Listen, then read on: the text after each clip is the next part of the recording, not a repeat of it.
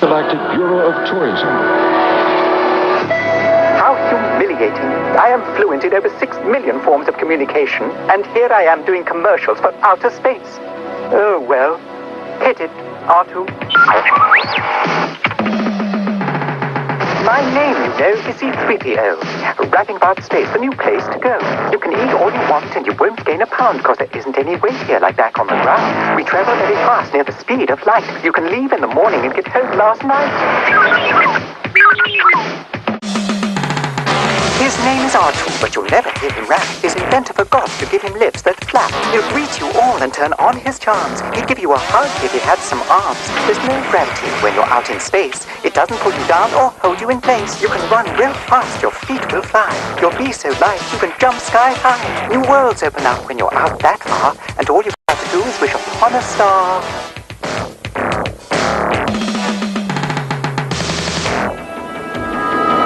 A vacation in space is out of this world.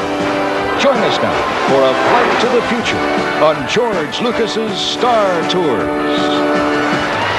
With your hosts Gil Gerard, Ernie Reyes Jr., R2-D2, and Anthony Daniels as C-3PO.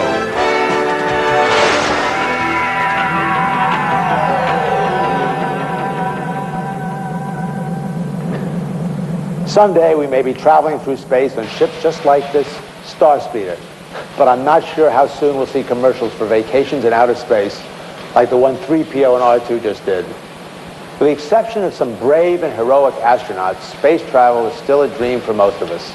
It is a dream that mankind has had since the beginning of time. We've always been fascinated by that dream at Disney, so we enlisted the creator of Star Wars, George Lucas, to work with our Imagineering team to create an attraction that would capture the force, sensation, and excitement of space travel. So fasten your seatbelts as we take you on a sneak preview of a flight to the future with the stars of Sidekicks, Gil Gerard and Ernie Reyes Jr. I think they're over there by one of the droids.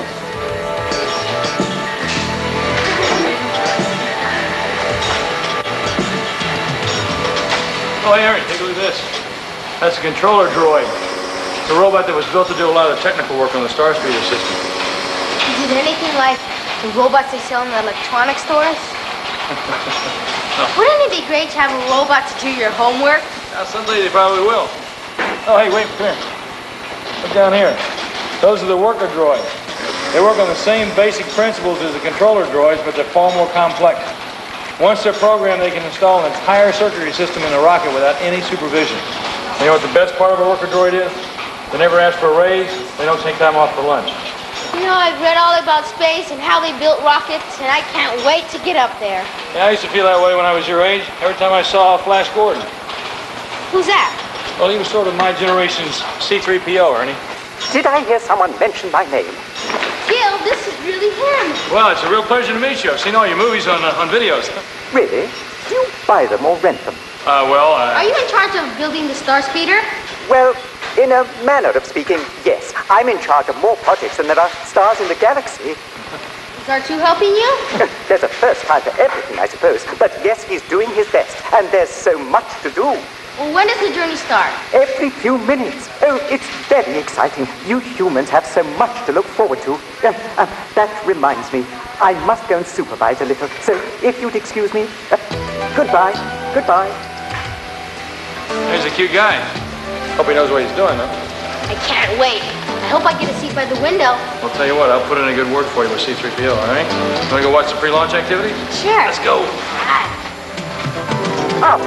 R2-D2, where are you? I suppose I have to do everything as usual. Ah, there you are. I knew I'd find you eventually. I imagine you're hiding there to avoid working on the ship. It's ready. Oh, well, why didn't you say so? Prepare to chart a course for the moon of Endor. I remember the last time I was on Endor for the Ewok celebration feast. I got so carried away, I almost danced with a Wookiee. I guess I'm just a party animal. Just you, watch your language.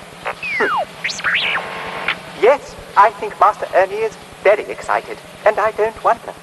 Mind you, the first time I was blasted into outer space, I was so nervous, I overloaded my circuit. Now, back to work, and just you be careful. I don't want you accidentally sending the Star Speeder to Hawaii. That would really scare Master Ernie. Ugh, all those people in weird shirts. Enough to scare a Jedi Master. Anyway, just you stand by to activate the hyperdrive. R2, you know perfectly well how to activate the hyperdrive. You put the key in the ignition and you turn it. Ready?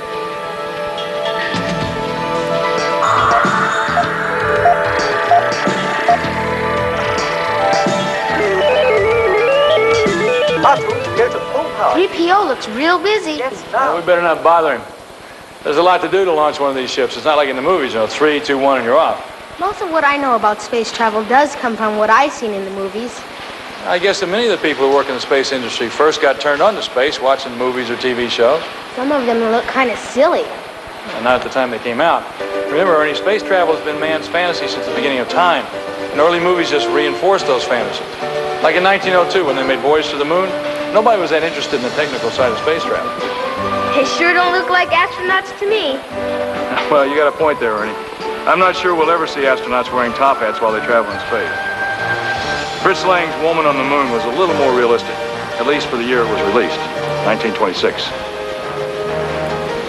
Not exactly a soft landing. When they made Tomorrow the Moon, filmmakers used the best special effects available at the time to simulate weightlessness in space. The funny thing, Ernie, it doesn't look a lot different than the real thing we eventually saw when they started beaming back television pictures from space. For a lot of people, Buck Rogers was the first American in space. Hey, how did you know I was in there? Well, when you're trying to hide out from somebody, be careful when you peek around corners. Oh, I get it. We saw him in the observation room. Yeah, that's right. Say, Bucky, you're not really going to Kane's headquarters, are you? Yeah, I'll stay right now. Hey, buddy, you take the controls and keep her as she is. We're headed for the planet Saturn. Yes, sir. Many years later, Buck Rogers was the basis for another TV series.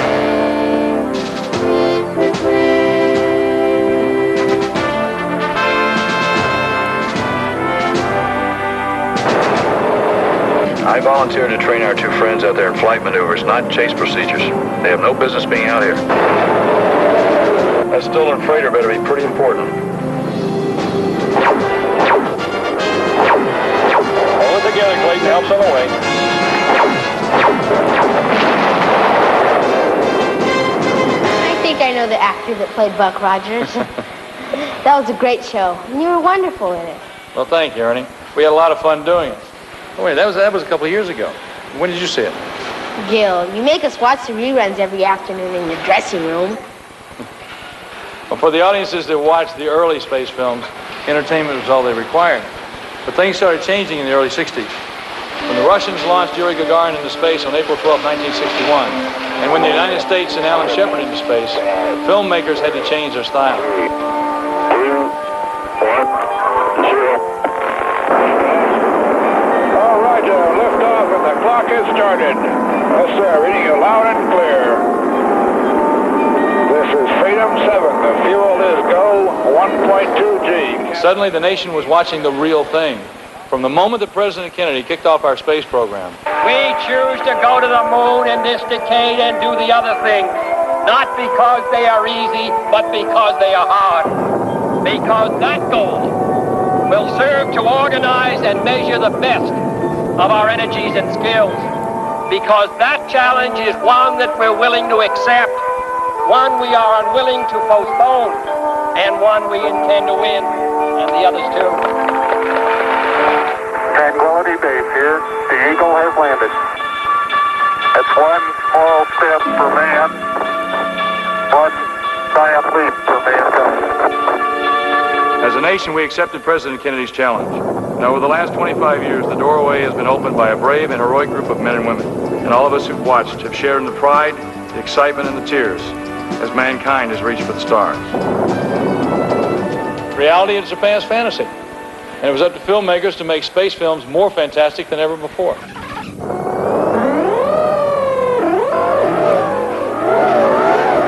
Films like Tron gave us a totally futuristic look at space travel. Using all the state-of-the-art techniques like matting and computer animation, movie making joined our real space program in blasting off into the 21st century.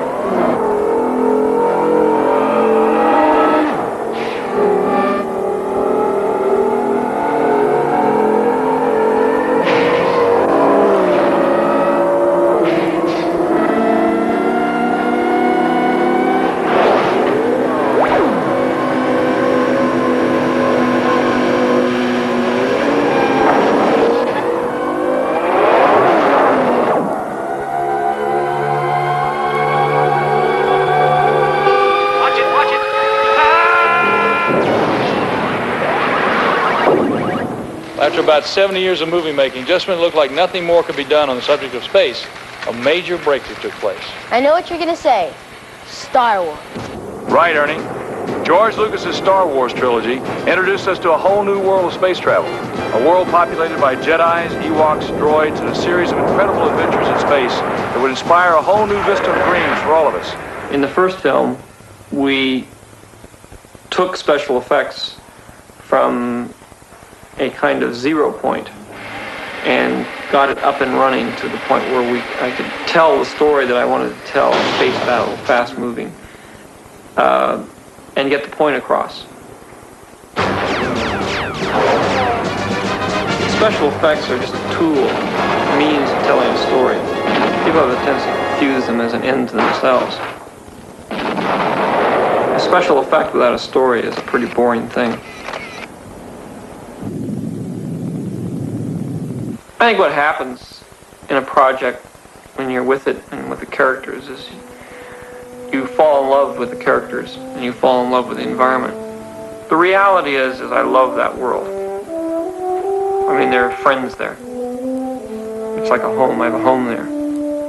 And so there's always going to be a desire on my part to go home again or to be with my friends again.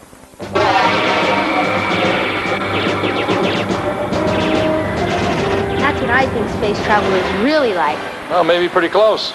I used to think that Flash Gordon's rocket ship was the coolest thing ever. And all it was a cardboard box with a sparkler stuck in the tail. I can't wait to go up in space, to the planets, the stars, the galaxy.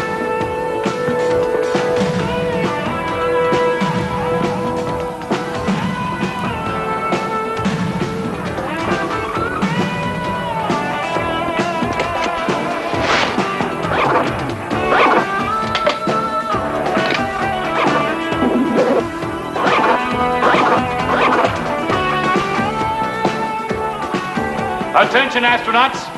I'm your squadron commander.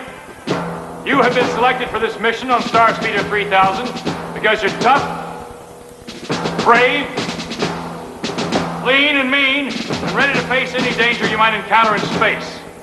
Your Starspeeder weighs over 20,000 pounds. Bringing it to the launch site at Disneyland meant shutting down freeways, rerouting traffic, sealing off highways. Maneuvering a 10-ton payload into position took every man we had. Construction went on around the clock. All leaves were canceled. C-3PO took command of the Earthlings on the project. Droids never sleep. You men can learn a lesson from that. The onboard computers were checked, double-checked, and checked again. George Lucas ran the last-minute inspections. A final check was made of the hyperspeed mechanism. Gentlemen, you've been trained by the best. You're as ready as you'll ever be for space travel. Now get out there and conquer it. Hey, kid. Take a snack in case you get hungry up there. May the force be with you. And never let me say that on Buck Rogers. Countdown to launch. 2 minutes and counting. All warp speed circuits functional. Destabilize holding restraints. Forward asteroid reflectors.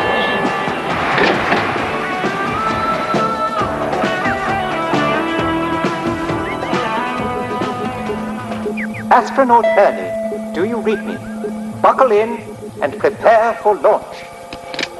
Prepare for the greatest adventure of your life, space. You should have a pleasant journey unless something goes wrong. But nothing can go wrong. Wrong. Wrong. Wrong. Onboard navigator, take over please. Good luck, Ernie, and may the force be with you.